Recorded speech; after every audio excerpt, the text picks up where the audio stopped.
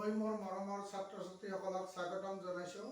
আজি মই তোমালোকক দশমমান শ্ৰেণীৰ সাধাৰণ গণিতৰ দুটা চলকৰ ৰৈখিক সমীকৰণৰ অনুশীলনী 3.1 পৰা মই অংকবোৰ কৰি দিম। গতিকে তোমালোকে চাই যাবা এইবোৰ অংক।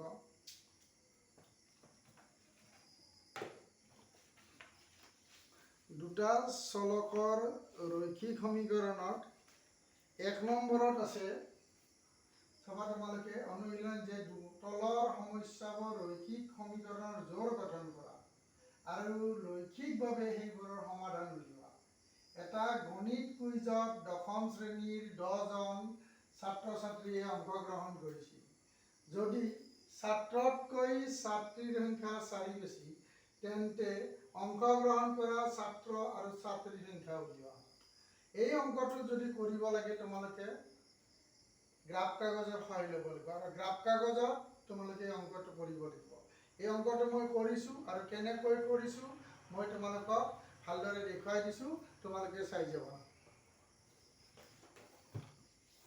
এই অংকটো মই এনেধৰণে কৰিছোঁ, তোমালোকে চাবা যে ধৰা হ'ল ছাত্ৰৰ সংখ্যা x আৰু ছাত্ৰীৰ সংখ্যা y।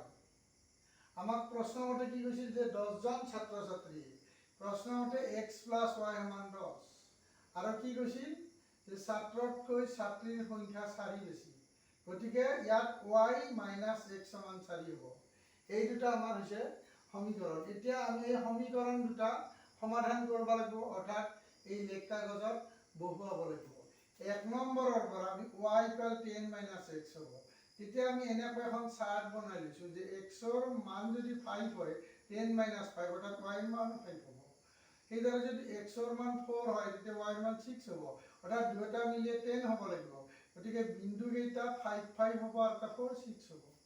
গতিকে আমি দুটা সমীকৰণৰ দুটাই বিন্দু লৈছোঁ আৰু দুটা বিন্দু লৈ আমি এডাল ৰেখা টানিম। তাৰপিছত 2 নম্বৰ সমীকৰণৰ পৰা y = 4 + x হ'ব। যদি xৰ মান ইয়াত 2 হয় তেতিয়াহ'লে y ৰ মান 6 হ'ব। 4 + 6 যদি 3 হয় 4 × 3 = 7 হ'ব। গতিকে বিন্দুকেইটা 2, 6 আৰু 3, 7 হ'ব। তাৰপিছত তোমালোকে এই লেখ দুডাল বহুৱাব লাগিব। কেনেকৈ বহুৱাব লাগিব মই ইয়াত ওলোটা ফালে বহুৱাইছোঁ, তোমালোকক মই দেখুৱাই দিছোঁ। ঠিক এনেকুৱাকৈ গ্ৰাফ কাগজ এখনৰ সমাজেৰে তোমালোকে দুডাল কাঠ পেঞ্চিলে আঁচ টানিবা আৰু এই দুডালৰ নাম হ'ব x অক্ষ আৰু y অক্ষ। ইয়াত লিখিবা x o x' আৰু y o y', এই দুডাল অক্ষ ৰেখা। আৰু এই অক্ষ ৰেখাবিলাকৰ এই গ্ৰাফ কাগজত ইয়াৰে পৰা ইয়ালৈকে সৰু সৰু 10টা বৰ্গক্ষেত্ৰ আছে আৰু এই 10টা বৰ্গক্ষেত্ৰ সমান 1 একক মই ধৰিছোঁ। তোমালোকে 20টা সমানো ধৰিব পাৰা বা ডাঙৰ যদি হয় 2টা সমানো তোমালোকে ধৰিব পাৰা। গতিকে তোমালোকৰ সুবিধা মতে লেখ কাগজত 2, 5, 10 বা 20 যি ধৰা তুমি ধৰি তোমালোকে গ্ৰাফখন অংকন কৰিবা। মই কিন্তু ইয়াত লেখ কাগজৰ 10টা সৰু বৰ্গক্ষেত্ৰ সমান 1 ধৰিছোঁ। গতিকে ইয়াতে আমাৰ 1 বুলি কোৱাৰ লগে লগে এইটো 1, 2, 3, 1, 2, 3, 4, 5, 6, 7, 3, 7 বহিছে। আৰু আমি 1 নম্বৰত পাইছিলোঁ কি যিকেইটা বিন্দু ইয়াত আমি এটা বহিছে, এইটো হ'ব 3, 7 ৰ পিছত এইটো বিন্দু চাবা তোমালোকে 1, 2, 3, 3, এই 3, 4, 5, 1, 2, 3, 4, 5, 1, 2, 3, 4, 5। সেইকাৰণে 1 নম্বৰৰ ইয়াত 5, 5 বিন্দুটো বহি গৈছে। আৰু ইয়াত হ'ব 1, 2, 3, 4, 1, 2, 3, 4, 5, 6, এইটো হ'ব 4, 6। আৰু এই বিন্দু দুটা আমি পোনে পোনে কাঠ পেঞ্চিলেৰে আমি আঁচ টানি দিছোঁ আৰু ইয়াৰ নাম দিছোঁ a b। আৰু 2 নম্বৰ পৰা আমি পাইছোঁ এইটো 1, 2, ইফালে 2, 1, 2, 3, 4, 5, 6, তাৰমানে এইটো হ'ব আমাৰ 2, 6। আৰু এইডাল আমি টানিছোঁ চাবা এইটো 3, 7, এইটো হ'ব 3, 7 ইয়াত বহি আছে। গতিকে 3, 7ত কাটিছে।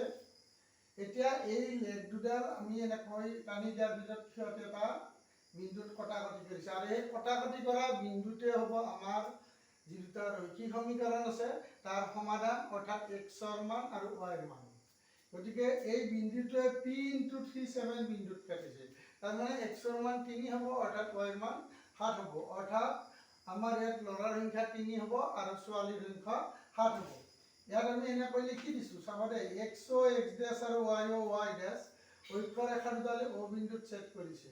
এতিয়া লেখ কাগজত 10টা বৰ্গক্ষেত্ৰ মান 1 একক ধৰি 1 নং সমীকৰণৰ পৰা AB আৰু 2 নং সমীকৰণৰ পৰা CD পোৱা গ'ল। এতিয়া AB আৰু CD এ P × 37 বিন্দুত ছেদ কৰিছে আৰু লেখৰ পৰা x = 3 আৰু y = 7।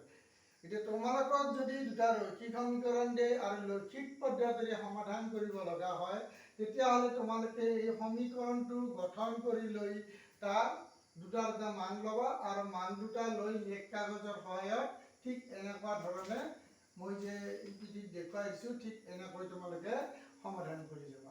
আৰু এনেকৈ সমাধান কৰিলে তোমালোকৰ শ্বৰ্ট হ'ব আৰু বহুত ভাল হ'ব বুলি মোৰ আশা। গতিকে তোমালোকে এনেকৈ কৰিবা। ইয়াৰ পিছত তোমালোকে 2 নম্বৰত আকৌ এটা দিছে, ঠিক তেনেদৰে তোমালোকে কৰিবা। এতিয়া আমি 3 নম্বৰৰ অংক লৈ গৈছোঁ আৰু 2 নম্বৰত ইয়াত 2ত এনেকুৱা অংক দিছে, কেনেকুৱা অংক মই তোমালোকক কৈ আছোঁ। গতিকে 2ৰ 1ত ইয়াত মানে দিয়া আছে যে A1/A2, B1/B2 আৰু C1/C2 অনুপাত কেইটা ৰিজাই তলৰ ৰৈখিক সমীকৰণৰ জোৰ কেইটা বুজোৱা ৰেখা দুটা এটা বিন্দুত কাটিব নে সমান্তৰাল হ'ব নে লগ লগা হ'ব নিৰ্ণয় কৰিবা। মই ইয়াৰ আগতে আগৰ ভিডিঅ'ত তোমালোকক দিছোঁ যে দুটা ৰৈখিক সমীকৰণ A1x B1y + C1 আৰু A2x B2y + C2 কেনেকুৱা কণ্ডিশ্যনত দুটা বিন্দুত কটাকটি কৰিব বা ৰেখা দুডাল সমান্তৰাল হ'ব বা মিলি যাব, সেই কণ্ডিশ্যনটো আমি দিছোঁ আৰু সেই লগত তুলনা কৰি আমি এই সমীকৰণ কেইটা আমি সলভ কৰিম। একতে দিছে 5x - 4y, 5x - 4y + 8 = 0। দুইতে 7x + 6y - 9 = 0। এতিয়া এই সমীকৰণ দুটা এটা বিন্দুত কাটিব, লগ লগা হ'ব নে সমান্তৰাল হ'ব? আমি ইয়াক আগৰ যি দুটা আমি A1x + B1y + C1 তাৰ লগত তুলনা কৰিম। ইয়াত A1 মানে 5 হ'ব, B1 মানে -4 হ'ব, আকৌ C1 মানে ইয়াত হ'ব 8, আকৌ A2 মানে হ'ব ইয়াত 7, B2 মানে হ'ব ইয়াত 6 আৰু C2 মানে হ'ব -9। এতিয়া আমি এইকেইটাত A1/A2, B1/B2 আৰু C1/C2 উলিয়াই ল'ম আৰু সেই আমাৰ কণ্ডিশ্যন কোনটো সিদ্ধ হয় আমি চাই ল'ম। ইয়াত আমি এটাকে A1/A2 = 5/7 হ'ল আৰু B1/B2 কিমান হ'ব? এইটো -4/6, অৰ্থাৎ কাটাকাটি কৰিলে -2/3। এইটো আৰু এইটোৰ মান দুটা আমাৰ সমান হোৱা নাই, অৰ্থাৎ A1/A2 is not equal -2/3, 2/3। এইটোৰ মান আৰু এইটোৰ মান সমান হোৱা নাই, গতিকে আমি এনেকৈ লিখি দিম A1/A2 is not equal B1/B2। আমি কি কৈছিলোঁ যে যদি A1x + B1y + C1 = 0 আৰু A2x + B2y + C2 = 0 সমীকৰণ দুটাৰ A1/A2 is not equal B1/B2 হয়, তেতিয়া কি হয়, ইয়াৰ এটা অদ্বিতীয় সমাধান থাকিব, অৰ্থাৎ ই এটা নিৰ্দিষ্ট বিন্দুত কটাকটি কৰিব। এতেকে ৰেখা দুডালে এটা বিন্দুত কটাকটি কৰিব, এনেকৈ লিখি দিলে হ'ল, কটাকটি কৰিব। গতিকে এইটো হৈছে আমাৰ ইয়াৰ সমীকৰণ। গতিকে 1 নম্বৰ অংকটো তোমালোকে এনেকৈ কৰিব লাগিব। তাৰপিছত মই 2 নম্বৰটো কৰি দি আছোঁ তোমালোকক, এইটো পালা।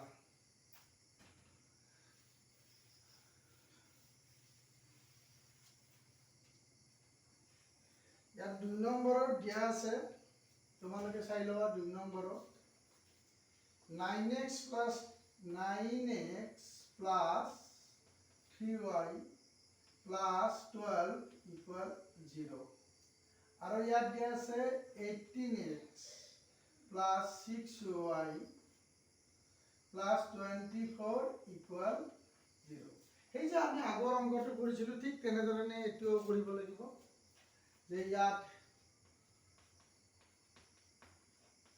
a1 মানে 9 b1 মানে 3 c1 মানে 12 a2 মানে 18 b2 মানে 6 c2 মানে 24 গতিকে আমি a1 by a2 equal 9 by 18 equal কিমান হ'ব কাটাকাটি কৰিলে 9 1 গুণ 9 9 2 গুণ 18 এইটো হ'ব আৰু b1 by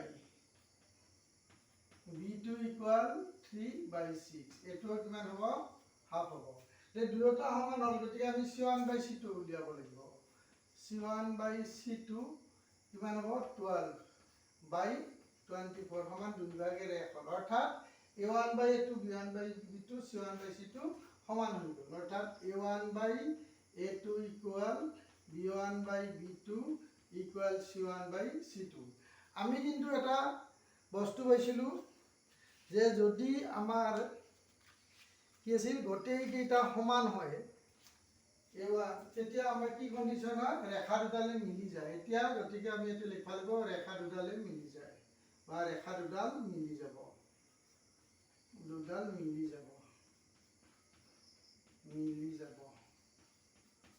এনেকৈ লিখি দিবা গতিকে এইটোৱে হৈছে আমাৰ এই অংকটোৰ এক প্ৰকাৰৰ মানে সমাধান হ'ব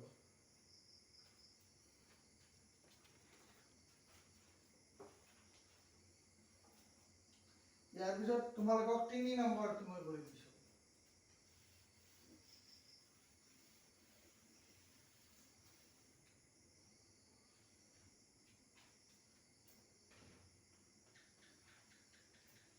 3 নম্বৰটো দিয়া আছে 6x minus 3y plus 10 equal 0 আৰু 2x minus y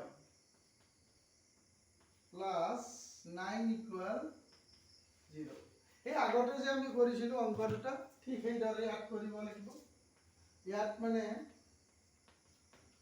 a1 মানে 6 b1 মানে minus 3 c1 মানে 10 আৰু a2 মানে 2 b2 মানে minus 1 আৰু c2 মানে 9 গতিকে a1 by a2 equal 6 by 2 সমান 3 তাৰ পিছত b1 by b2 equal minus 3 by minus 1 সমান 3 হ'ল গতিকে c1 by যদি দুয়োটা সমান হয় তেতিয়াহ'লে তৃতীয়টো উলিয়াব লাগিব c2 তাৰ মানে এটো হ'ব 10 by 9 তাৰ মানে আমি কি পালো a1 by a2 equal b1 by b2 is not equal c1 by c2 গতিকে ৰেখা দুডাল কি হ'ব এটি সমান্তৰাল হ'ব গতিকে ৰেখা দুডাল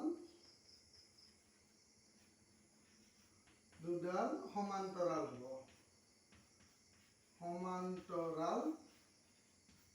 হ'ব এইটো হৈছে তোমালোকৰ দুইৰ সমাধান আৰু ইয়াৰ পিছত মই বাকি অংকবোৰ দি থাকিম তোমালোকে ভিডিঅ'বোৰ পাই থকাৰ কাৰণে মোৰ চেনেলটো সাবস্ক্ৰাইব কৰিবা লগতে বেল আইকনটো দবাই দিবা আৰু লগৰবিলাককো তোমালোকে মোৰ ভিডিঅ'বোৰ শ্বেয়াৰ কৰি থাকিবা লগতে কেনেকুৱা পাইছা মানে বা বুজি পালা নে কিবা অসুবিধা হৈছে নে মই কিবা সমাধান হ'ব লাগিব সেই বিষয়ে তোমালোকে মোক কমেন্টত জনাবা